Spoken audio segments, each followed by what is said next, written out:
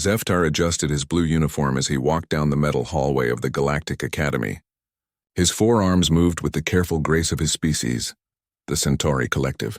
Today was his first inspection as an instructor. He had been assigned to check the equipment in Sector 7, the Advanced Combat Training Facility. The academy was huge. It floated in space between 3 star systems, training the best soldiers from dozens of different alien species. Zeftar had heard stories about this place since he was young. Only the smartest and strongest beings from across the galaxy came here to learn. As he approached Sector 7, Zeftar noticed something strange. The hallways were quieter than usual. Most training areas buzzed with nervous energy from cadets trying to impress their instructors, but here there was an odd calmness in the air. He reached the heavy doors of Training Bay 7 Alpha. Through the reinforced glass windows, he could see cadets practicing combat moves. Most of them looked human. Zeftar had only seen humans a few times before. They were one of the newer species to join the Galactic Council, from a small planet called Earth in the Outer Rim. The humans in the training bay moved differently than other species. Where most aliens relied on their natural advantages, the Krylith with their armored shells, the Vexani with their speed, the Gorvak with their massive strength. The humans seemed to use pure technique and planning. They were smaller than most other species, with soft skin and no natural weapons, yet they moved with confidence. Zeftar pressed his palm against the door scanner. All instructors had to scan in before inspecting any facility. It was a simple security measure. The scanner would read his biological data and grant him access to begin the routine equipment check. The scanner hummed softly. A blue light ran across his palm, reading his genetic markers and background data. Zeftar waited for the familiar beep that would unlock the doors. Instead, alarms exploded throughout the facility. Red lights flashed on every wall. A computerized voice echoed through the hallways. "Emergency protocol activated. Emergency protocol activated." Zeftar stepped back from the scanner in shock. The display screen that should have shown "access granted" instead flashed a message that made his blood run cold. Earthborn identified, initiating emergency protocol. Heavy blast doors slammed down from the ceiling, sealing off the training bay from the rest of the facility. Zeftar found himself trapped inside with 20 human cadets who had stopped their training to stare at the flashing red lights. "What the hell?" one of the humans said. She was a tall female with short brown hair. "Did the system just lock us in?" "Scanner malfunction?" asked another human, a young male with dark skin. "This is supposed to be routine inspection day." Zeftar's 4 hands were shaking. In all his years of military service, he had never seen an emergency protocol activate during a simple inspection. Emergency protocols were reserved for the most serious threats: hostile alien attacks, facility breaches, or containment failures. But the scanner had called him Earthborn. That made no sense. He was Centauri, born on the homeworld of Kepler 442b. He had never even been to Earth. The human cadets gathered around him. Up close, they were even more strange. Their eyes showed intelligence, but also something else. A kind of calm readiness that Zeftar had never seen in other species. When most beings faced an emergency, they showed fear or panic. These humans just looked alert and focused. "Sir," the brown-haired female said, "I'm Cadet Sarah Chen. Are you injured? Do you know what triggered the lockdown?" Zeftar tried to speak, but his voice caught. The humans waited patiently.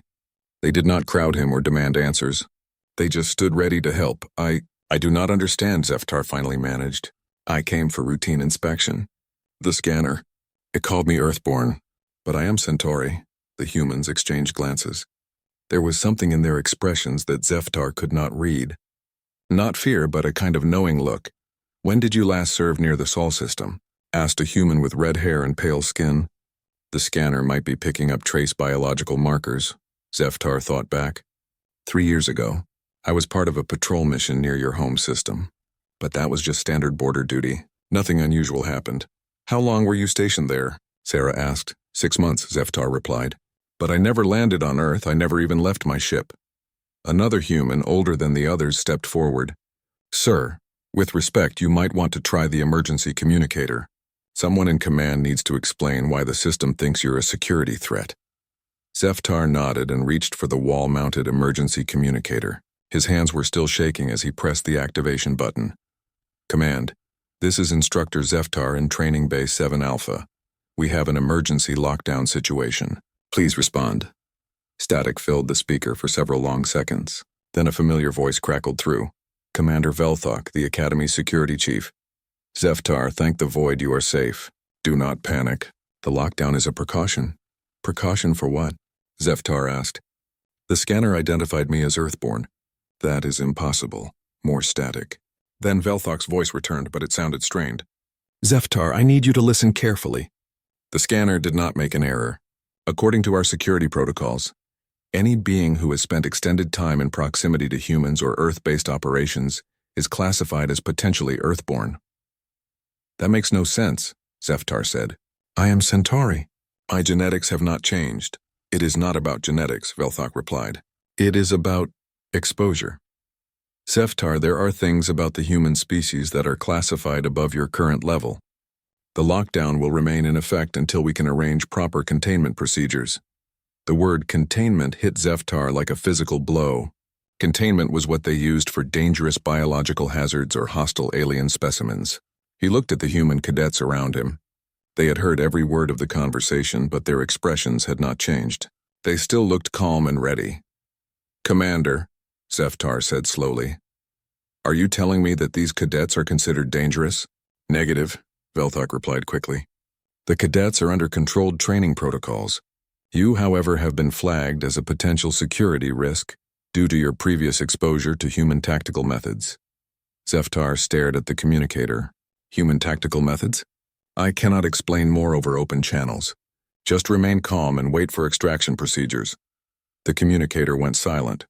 Zeftar turned to look at the human cadets, 20 young beings who had been training normally just minutes ago. They did not look dangerous. They looked like soldiers, but so did cadets from every other species. Sir, Sarah said quietly, I think there are some things about us that Command hasn't told you. Before Zeftar could ask what she meant, new alarms began sounding. These were different, deeper, and more urgent. The automated voice returned. Facility breach detected. Automated defense systems activating. All personnel take cover. Through the reinforced windows, Zeftar could see metal panels sliding back from the walls. Weapon systems emerged. Laser turrets and plasma cannons designed to stop hostile intruders. But the weapons were not pointing outward to defend the facility. They were pointing inward, at Training Base 7 Alpha at them. The humans immediately moved into defensive positions without a word. They seemed to know exactly what to do, as if they had trained for this exact situation. Zeftar realized with growing horror that maybe they had. Sir, Sarah said, pulling him toward cover behind a training barrier.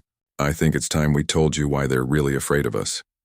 Outside the blast doors, the weapon systems powered up with an ominous humming sound. The weapon systems outside the blast doors finished powering up. Red targeting lasers swept across the reinforced windows of Training Base 7 Alpha. Zeftar crouched behind a training barrier, his forearms wrapped around his knees. The human cadets had taken cover positions around the room with smooth efficiency. Command, what is happening? Zeftar shouted into the emergency communicator. The defense systems are targeting us. Commander Velthok's voice crackled through the speaker, but it sounded different now, more tired. Zeftar, I am going to tell you something that is classified at the highest levels of the Galactic Council.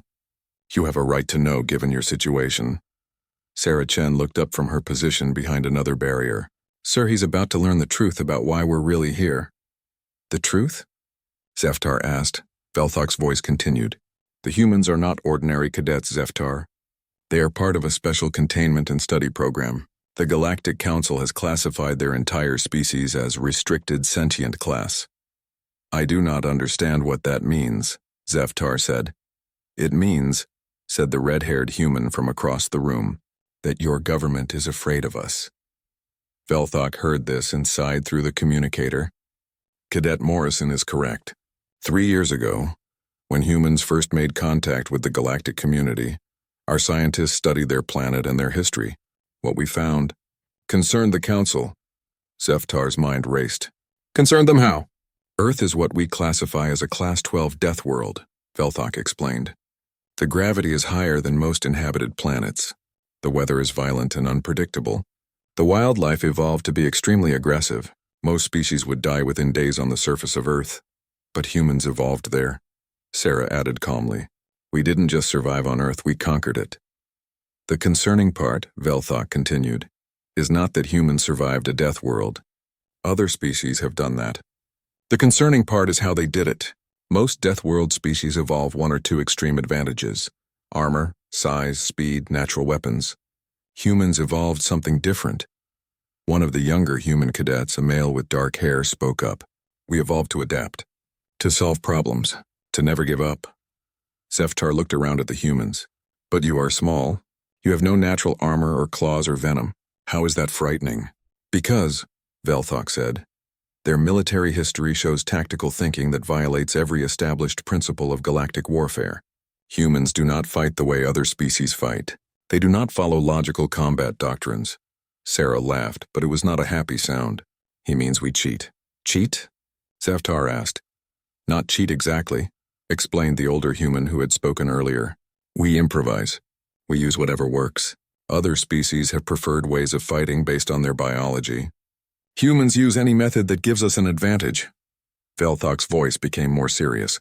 Zeftar, in the past 3 years, human military advisors have been present at 17 different conflict zones across the galaxy.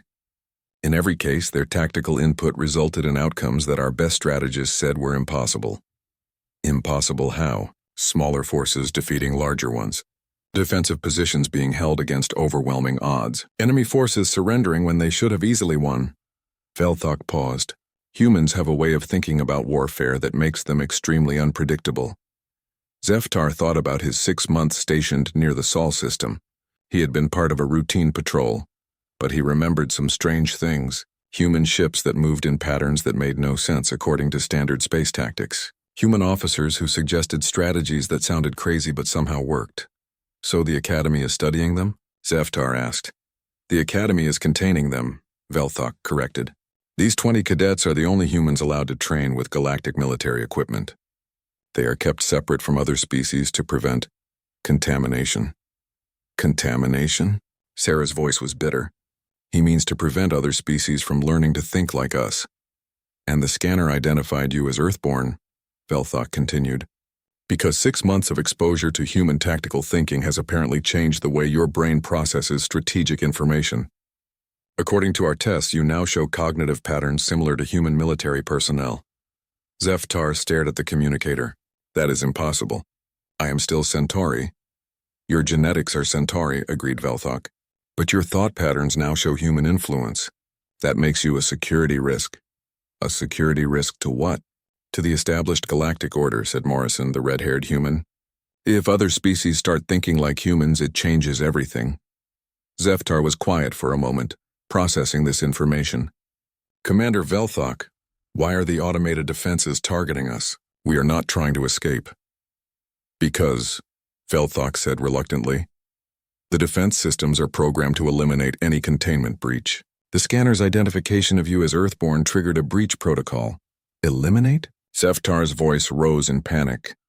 The systems believe that human tactical thinking has spread beyond acceptable parameters, Velthok explained. They are designed to prevent that spread by any means necessary. Sarah looked at Zeftar with sympathy. They're going to try to kill us, sir. All of us. But you are cadets. You are training to serve the Galactic Council. No, sir, said the dark-haired cadet. We're prisoners. We've always been prisoners. They just dressed it up like military training. Zeftar felt his world shifting. Everything he thought he knew about the Academy, about the galactic community, about humans themselves, was wrong. Commander Velthok, he said slowly. If I am now considered Earthborn, what happens to me? Officially, you will be transferred to a research facility for study. Unofficially, Velthok's voice trailed off. Unofficially, they'll keep you locked up until they figure out how to undo what happened to your brain, Sarah said. If they can't undo it, you'll disappear. The weapon systems outside began charging up again. The humming sound grew louder. Zeftar, Velthok said urgently.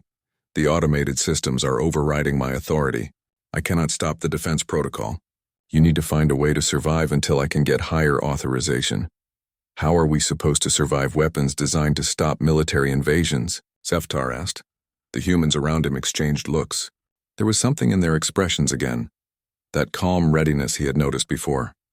Sir, Sarah said, standing up from her cover position, with respect, You're about to find out why they're really afraid of us. What do you mean?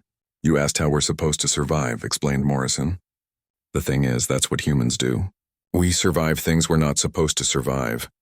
The older human nodded. Every human alive today is descended from ancestors who survived ice ages, plagues, natural disasters, wars, and predators that should have killed them. Survival isn't just what we do, it's who we are. But these are military-grade weapons, Zeftar protested. Yes, sir, Sarah said with a smile that was somehow both gentle and terrifying. And we're military-grade humans. The charging sound from the weapons reached a peak. Through the windows, Zeftar could see the laser turrets swiveling to target different areas of the training bay. Take cover, sir, Sarah ordered, and watch how humans fight when we have no choice but to win. The first blast shattered the reinforced windows in an explosion of light and heat. But somehow, Zeftar was beginning to believe they might actually survive this. He was starting to understand why the galaxy was afraid of them. The first laser blast punched through the reinforced window and struck the wall where Zeftar had been standing moments before. Molten metal dripped from the impact point. The humans had pulled him to safety just in time. Stay low and follow us, Sarah Chen ordered. She was moving in a crouch toward the far end of the training bay. The targeting systems need time to recalibrate between shots. Zeftar scrambled after her, his forearms shaking. How do you know that? Training Manual Section 12, replied Morrison, the red-haired human. Standard Academy defense systems have a 3-second delay between high-power shots to prevent overheating. You memorized the defense system specifications? Zeftar asked in amazement. We memorized everything, said the dark-haired cadet whose name was Jackson. Every manual, every system diagram, every security protocol. When you're locked up somewhere, you learn everything you can about that place. Another laser blast hit the training equipment behind them. The metal obstacle course began melting. Zeftar realized the weapons were not set to stun or disable. They were set to kill. This is insane, he gasped. These systems are supposed to protect the Academy, not destroy it. Welcome to human logic, sir, Sarah said grimly. Sometimes the thing that's supposed to protect you is the thing that tries to kill you.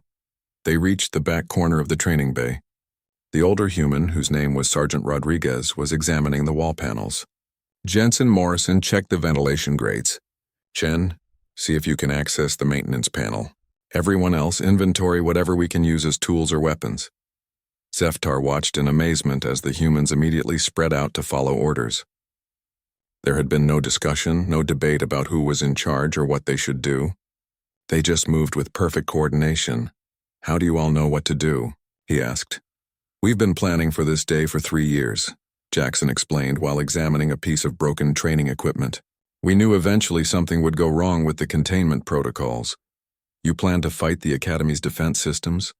We planned for everything, Sarah said, pulling open an access panel. Containment breach, facility lockdown, automated defenses, manual extraction, emergency evacuation. Humans always have backup plans. And backup plans. For the backup plans, added Morrison from near the ceiling, where he was checking a ventilation grate. Rodriguez found what he was looking for and pulled out a maintenance toolkit from behind a wall panel. Sir, can you help us understand something about the weapon systems? What's their maximum range and targeting capability? Zeftar thought about his military training. The laser turrets have a range of about 200 meters. They use thermal and motion tracking. But why does that matter? We are trapped in here. Because, Sarah said, looking up from the maintenance panel, humans don't think about being trapped. We think about being temporarily contained while we figure out how to get uncontained. But the blast doors are sealed. The weapons are guarding the exits. How can you escape? Jackson held up a piece of metal he had pulled from the training equipment. Sir, respectfully, you're thinking like a centauri. Centauri logical. You see obstacles and think about how to go around them or through them. That is correct tactical thinking, Zeftar said. For Centauri, maybe, Rodriguez said, opening the toolkit. Humans think differently. We don't just go around obstacles or through them. We turn obstacles into advantages. I do not understand. Sarah pointed at the destroyed window where the laser blasts had come through. Those weapons just gave us access to materials we didn't have before. Molten metal, high-energy plasma residue, superheated glass fragments. That is all dangerous waste, Zeftar protested. To you, maybe, Morrison said, dropping down from the ventilation grate. To humans, that's raw materials. Rodriguez was already working with the molten metal, using tools to shape it while it was still hot. On Earth, humans learned to make tools from everything. Rocks, bones, plants, metal, fire, water, even garbage. We didn't evolve natural weapons, so we learned to make weapons from whatever was around. But this is not Earth, Zeftar said. This is a space station with advanced technology. Same principle, Jackson explained, connecting pieces of training equipment in ways they were never designed to be connected. Advanced technology is just more complicated rocks and metal. The principles are the same. Zeftar watched them work. In the few minutes since the attack began, they had already started building something. He could not tell what it was, but their movements were confident and purposeful. "There is something else I do not understand," he said. "You are all so calm. The Academy's weapons are trying to kill us, but you act like this is normal." Sarah paused in her work and looked at him. "Sir, can I tell you about Earth?" "Of course. Earth tried to kill humans every single day for millions of years. Ice ages that lasted thousands of years. Volcanic eruptions that blocked out the sun. Diseases that killed half the population. Predators with claws and teeth and poison. Earthquakes, floods, hurricanes, droughts." "That sounds terrible," Zeftar said. "It was terrible," agreed Morrison. "But here's the thing about humans, we got stubborn. Every time Earth tried to kill us, we said, 'No, we're not dying today,' and figured out how to survive." Rodriguez looked up from his work. "My ancestors lived through an ice age by learning to control fire. Chen's ancestors survived a plague by developing medicine. Morrison's ancestors survived predators by learning to work together in groups. And Jackson's ancestors," Jackson added with a grin, "survived everything by being too stupid to know when to give up." Despite everything, Zeftar found himself almost smiling. "So you are not afraid because you have survived worse things?" "We're not afraid because being afraid doesn't help," Sarah corrected. "Fear makes you freeze up or run away. Humans learned that when you can't run away, you have to think your way out. But what if there is no way out? Then you make one," Rodriguez said simply. Another laser blast hit the wall near them. This time, instead of ducking for cover, Morrison quickly moved to collect some of the superheated metal fragments. "Sir," he said to Zeftar, "can you tell us about the power systems for those weapons? How long can they fire at maximum power?" Zeftar thought about it. "Perhaps 20 minutes of continuous firing before they need to recharge." "Good," Sarah said. "That gives us a deadline." "A deadline for what?" "For turning this training bay into something the Academy never expected it to be," Rodriguez explained. Zeftar looked around at what the humans had built so far. They had created some kind of device using training equipment, maintenance tools, and materials from the laser damage. It looked like nothing he had ever seen before. "What is that?" he asked. "That," Jackson said proudly, "is why your people are afraid of us. We just built a weapon from gym equipment and garbage." "But what does it do?" Sarah smiled. "It does exactly what it needs to do, sir. And the beautiful thing about human engineering is that we build things to be better than they have any right to be." The weapon systems outside were still firing, but Zeftar noticed the humans were no longer just hiding from the blasts. They were collecting energy readings, timing the shots, studying the patterns. "You are not just trying to survive," he realized. "You are trying to win." "Sir," Rodriguez said, making final adjustments to their improvised device, "humans don't just survive. We survive and then we make sure the thing that tried to kill us can never hurt anyone else." "Is that possible? Can you actually defeat military-grade defense systems with training equipment?" The humans looked at each other and grinned. "Sir," Sarah said, "you're about to find out why every predator on Earth learned to be afraid of humans instead of the other way around. They activated their improvised device, and Zeftar finally understood why the galaxy considered humans dangerous. It was not because they were strong or fast or smart. It was because they simply refused to lose." The device the humans had built looked like a metal sculpture, made by someone who had never seen art before. Pieces of training equipment were welded together with molten metal from the laser strikes. Wiring from the maintenance kit connected components that should never have been connected. In the center, a focusing lens made from melted and reshaped window glass caught the light. "What exactly does this thing do?" Zeftar asked, staring at the contraption. "It's a feedback disruptor," Sarah explained, making final adjustments. "The defense systems use a targeting network to coordinate their fire. We're going to give them some very bad information." "Bad information?" Rodriguez pointed to the lens in the center. "Those weapons track heat and movement. This device takes their targeting signals and reflects them back with false data. You are going to confuse them. We're going to make them think we're everywhere and nowhere at the same time, Jackson said with satisfaction. Zeftar shook his head.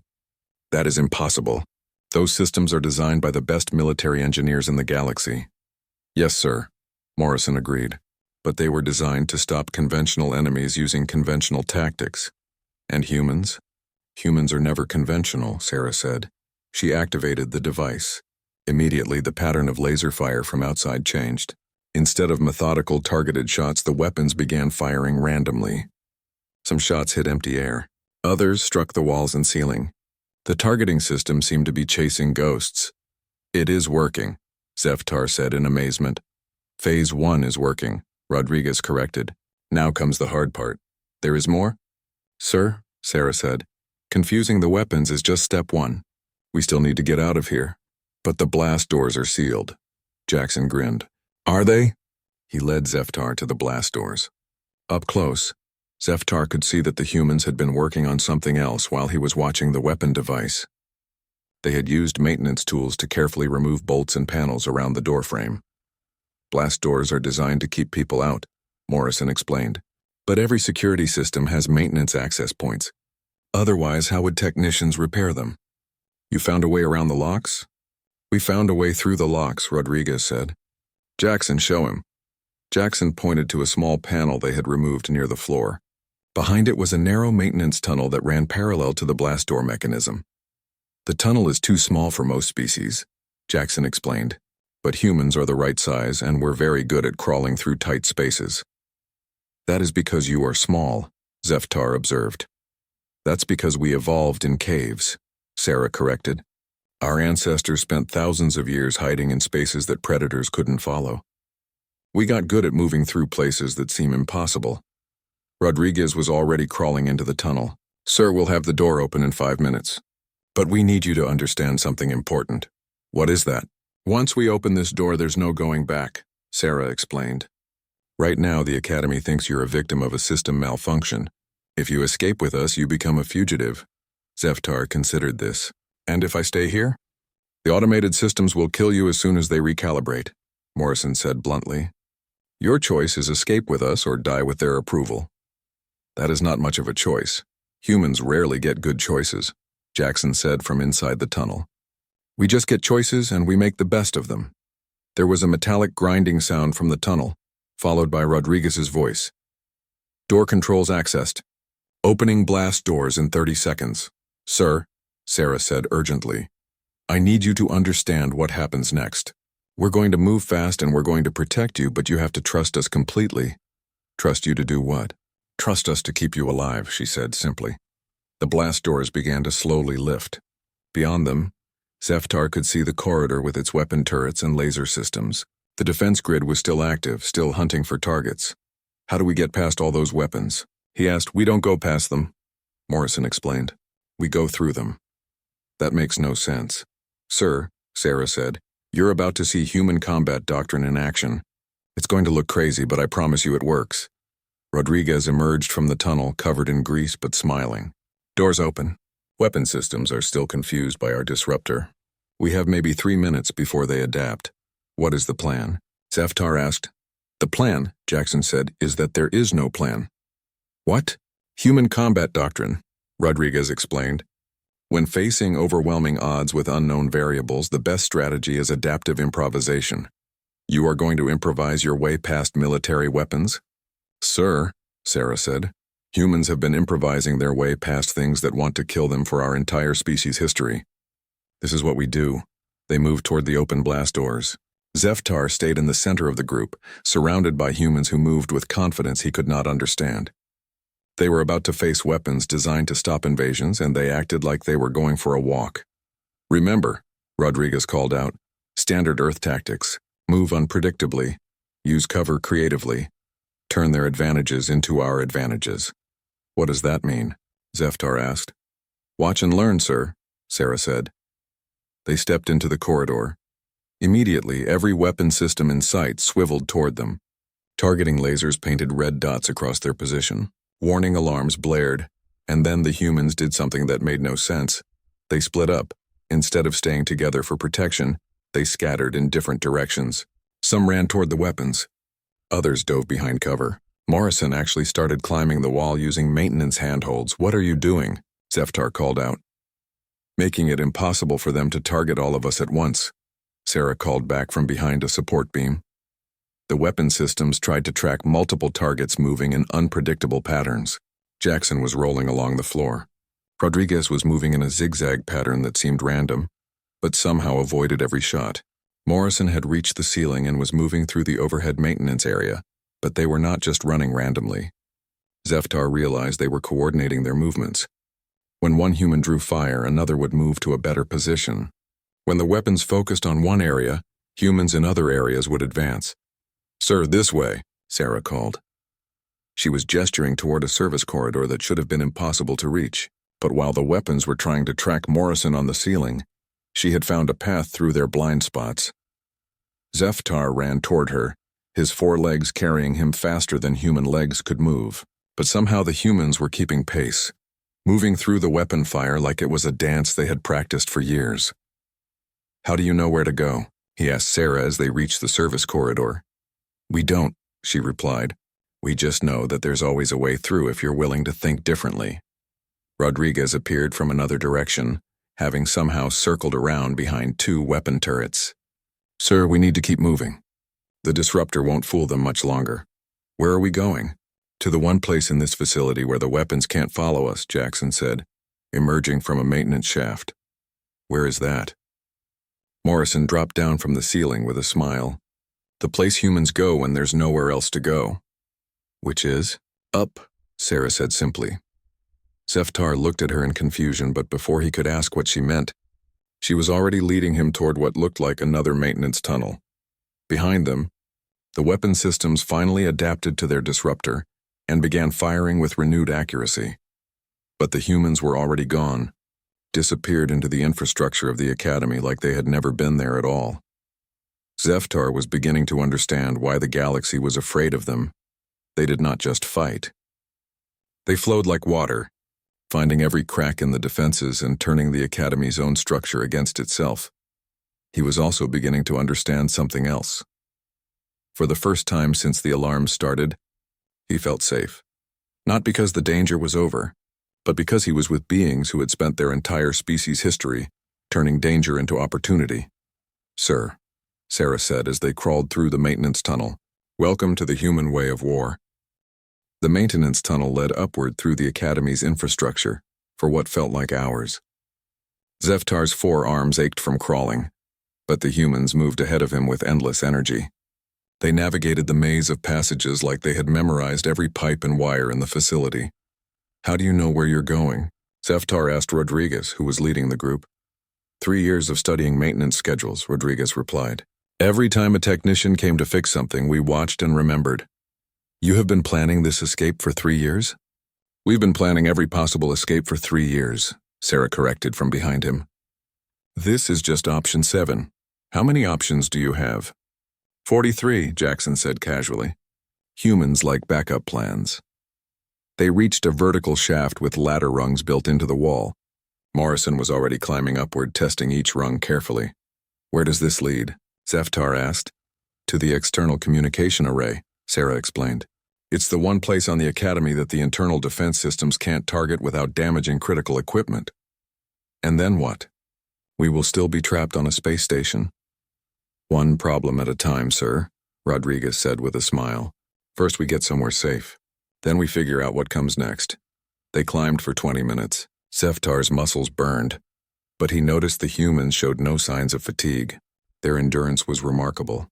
Finally, they reached an access hatch. Morrison carefully opened it and peered outside. "All clear," he reported. "We're in the communication array housing." They emerged onto a platform surrounded by massive antenna arrays and signal dishes. Through the transparent dome overhead, Zeftar could see stars and the distant glow of 3 solar systems. They were on the outer edge of the Academy, far from the main facility. "We made it," Zeftar said in relief. "We made it to step 1, Sarah corrected. "Now comes the hard part." "What is the hard part?" Rodriguez activated a portable communication device they had somehow acquired during their escape.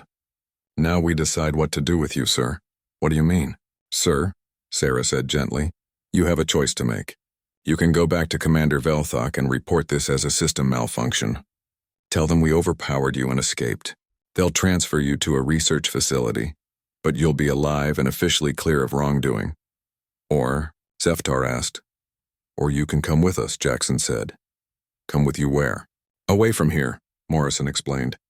There are places in the galaxy where humans are welcome. Independent colonies, free trade stations, exploration outposts. Places where people care more about what you can do than what species you are. Zeftar looked at them in confusion. But you are prisoners. How can you go anywhere? Sir, Rodriguez said quietly, we were never really prisoners. We were always planning to leave. The Academy gave us training, equipment, and knowledge we could never have gotten on Earth.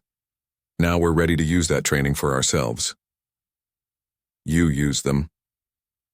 We used each other, Sarah corrected. They wanted to study us. We wanted to learn from them. The difference is we always planned to leave when we were ready. Zeftar walked to the edge of the platform and looked out at the stars. In the distance, he could see Academy security ships beginning to launch. Soon, this entire area would be swarming with search teams. If I go with you, I can never return to my old life, he said. That's true, Sarah agreed. But sir, can I ask you something? Of course. In your old life, were you happy? Zeftar thought about it.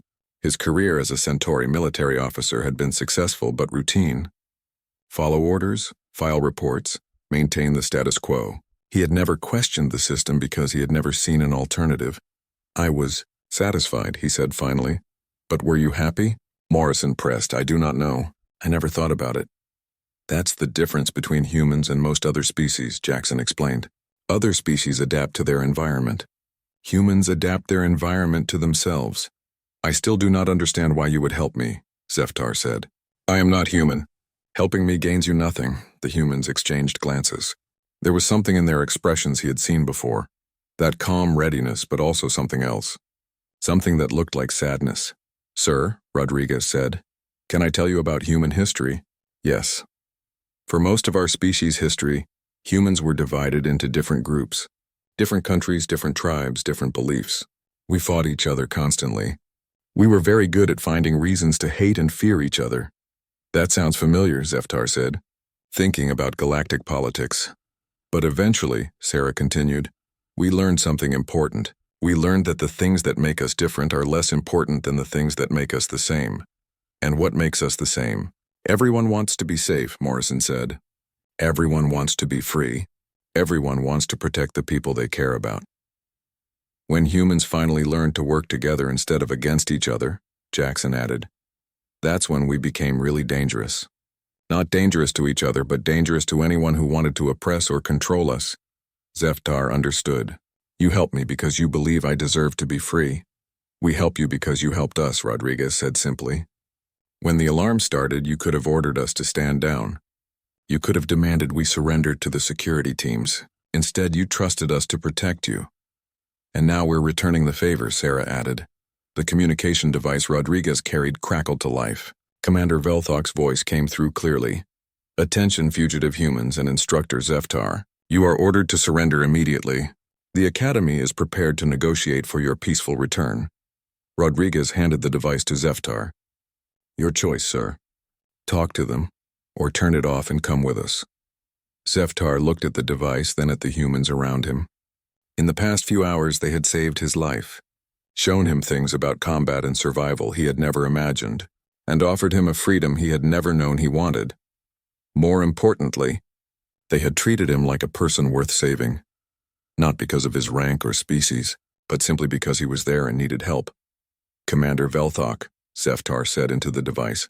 Zeftar, thank the void you are safe. What is your status? My status, Zeftar said slowly, is that I have learned something important about humans. What have you learned? I have learned that they are not dangerous because they are aggressive or warlike. They are dangerous because they have a moral code that your government fears. Zeftar, you are not thinking clearly. Return to the facility and we will help you. They are dangerous, Zeftar continued, because they believe that everyone deserves freedom, safety, and dignity, even their enemies, even strangers. Even aliens from species that have done nothing for them. Zeftar, Commander, I am filing my final report. Equipment inspection of Training Base 7 Alpha revealed a routine malfunction in the scanner systems. All personnel evacuated safely. No security breach occurred. That is not what happened. That is what happened, Zeftar said firmly. And, Commander? I am submitting a transfer request. Transfer to where? To wherever I can learn more about what it means to be free. He turned off the communication device and handed it back to Rodriguez. Are you sure about this, sir? Sarah asked. Zeftar looked around at the humans who had risked their lives to save him.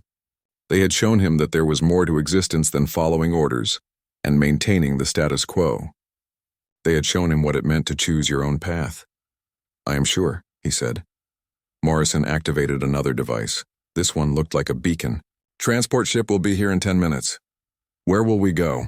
Zeftar asked. Wherever we want, Jackson replied with a grin. As they waited for their rescue, Zeftar thought about the report he would eventually send to the Galactic Council. Not the false report about equipment malfunctions, but the real report about what he had learned. The Council was wrong about humans. They were not dangerous because they were unpredictable or aggressive. They were dangerous because they represented something the galaxy had forgotten. The idea that every being had value, regardless of species or status. They were dangerous because they made everyone around them want to be better. And that, Zeftar realized, was exactly the kind of dangerous the galaxy needed. In the distance, a small ship appeared among the stars heading toward their platform. "'Twas time to go. Ready, sir?" Sarah asked. Zeftar looked back one last time at the academy that had been his life, then turned toward the ship that represented his future. "Ready," he said, and for the first time in his life he truly was.